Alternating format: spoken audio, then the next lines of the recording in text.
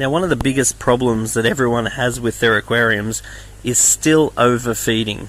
So in general, people with freshwater aquariums tend to overfeed their aquariums, and in general, people with saltwater aquariums often, particularly reef tanks, can be guilty of underfeeding the aquarium.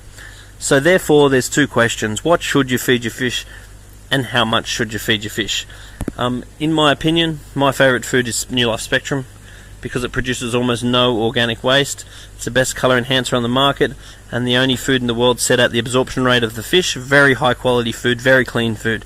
And then I'll feed them fish what they eat in 30 seconds, so there's not one speck of food left after 30 seconds, and I tend to feed them around 5 times a week, and I'm watching their bellies. So that's only a guide.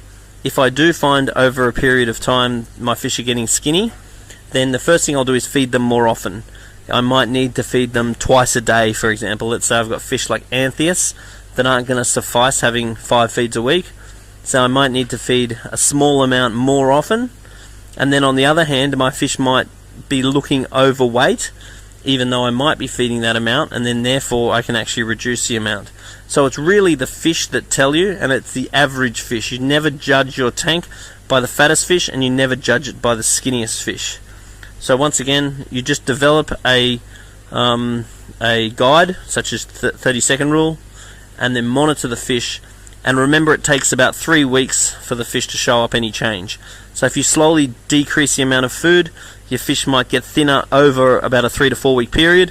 If you increase your food, you might notice the fish getting fatter after a 3 to 4 week period.